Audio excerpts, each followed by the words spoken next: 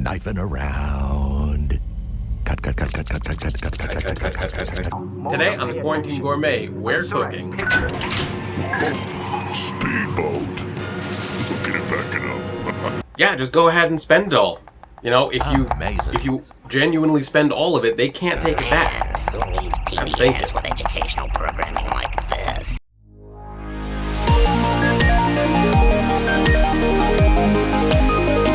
Hey there everyone, and welcome back to the Quarantine Gourmet, where we're cooking with whatever you got. I'm your host, Daryl, and today on the program we'll be cooking Spam Onigiri, a delicious treat that you can eat alone and prep alone.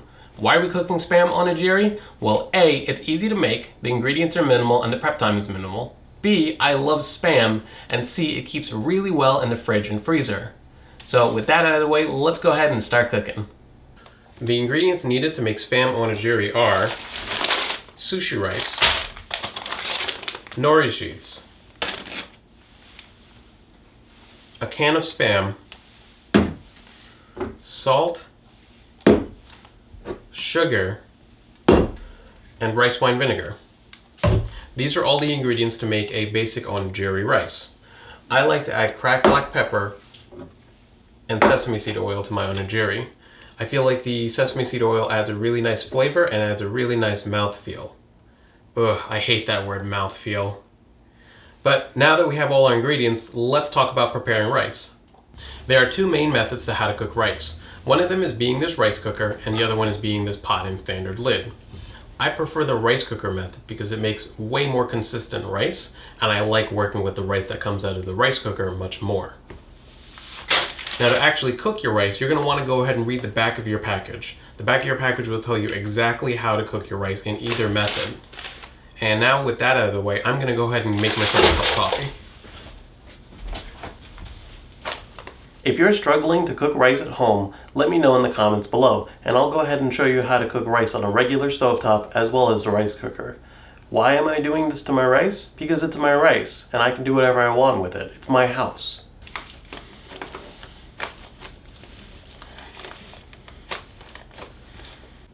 Now that you've finished cooking your rice, you're going to want to transfer it to a different bowl. The reason you're transferring it to a different bowl is because you're going to want it to cool down. In my experience, handling hot rice while adding ingredients and trying to form ends up making very mushy rice. But if you let the rice cool, it's a lot easier to work with and it forms into much nicer looking onigiri. Now, I'm not sure of how much every other ingredient you're going to need, but for me, I'm going to add this much salt to a cup of rice, this much sugar,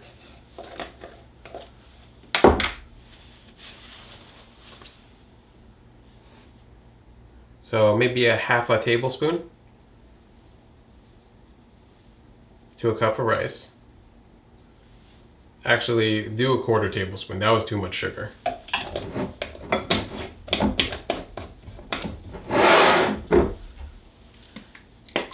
And probably close to 2 teaspoons or 2 tablespoons of rice wine vinegar.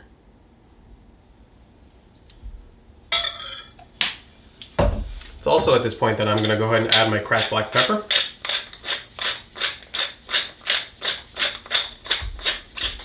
Oh my god, I'm running out of pepper. Well, that's it. I'm never using black pepper again. That was nice. As well as my sesame seed oil. Now the sesame seed oil, I'm adding just a very little bit, and the reason being is I still want my rice to be quite sticky, and if you add too much of this, it's actually gonna make the rice stop sticking together, which makes forming the onigiri a lot more difficult. You can go ahead and do this with a spoon, however, I actually find it a lot easier if I do it with my hands. So I'm gonna go wash my hands, and the important trick to this is after you wash your hands, don't dry your hands. Come back to your bowl for mixing with wet hands. It'll help you to not stick to the rice. As you can see, my hands are dripping wet. And this is really gonna help to not have the rice stick to my hands when I start mushing it together. To make sure that my rice was cool, I actually put it into this container and then I put this container into the fridge. Man, if I had a binaural microphone, this would straight up be ASMR. And the texture you're looking for is that you wanna be able to take your rice and with some force push it together and make a ball. If it stays pretty consistent like a ball, then you know that you're on the right track for making good onigiri. So all this rice is stuck to my hands, but because I used water, I can pretty easily mush it out. Ew, gross. Now that our rice prep work is out of the way, let's go ahead and start preparing our Spam. This is everyone's least favorite part of the video because everyone, A, hates looking at Spam. Oh my god, I got some on my shirt. This is everybody's least favorite part of the video because everybody hates looking at Spam come out of its package. You really gotta force it out. What I like to do is I like to take a knife and just run it along the edge of the Spam can. It helps to loosen it up. Yeah, there you go. That's the sound we were looking for. That sound. Now, with your Spam Onigiri, what I'm suggesting you do is that you cut your Spam in half. Because the Spam Onigiri that I'm making are going to be pretty small, I'm going to cut it in half and then I'm going to go ahead and cut it in half across this way. Let me know in the comments below if you like Spam. I'm curious to see how many of you enjoy this salty treat. Gross. Gross. And I'm gonna make 2 thick ones.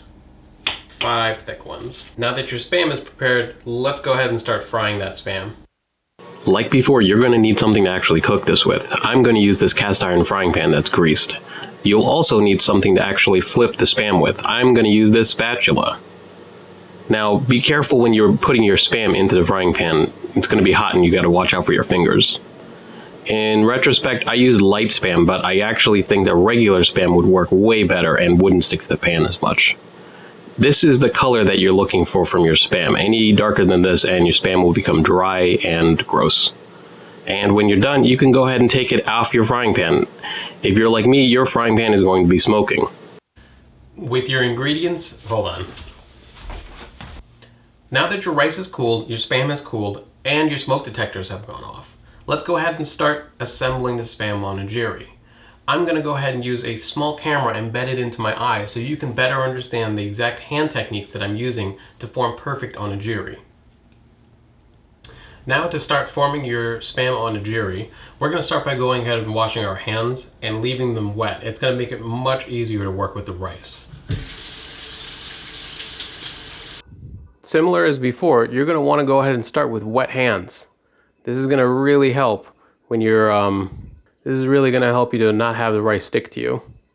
To begin, we're going to grab a little bit of rice, probably this small handful, and take our hands and in 2 cupping motions, go ahead and flatten it out. Because we didn't have any of the rice stick on our hands, it's really easy to do. Then we're going to go ahead and take one of our Spams, embed it right in the middle. And with it embedded in the middle, we're going to take another little handful of rice, not too much, maybe that much rice, and go ahead and mush it on top. Now it's going to look like this. However, the key to this is keeping that cupping motion, keeping your hands cupped like this. So we're going to cup and then smush together, cup and then smush together.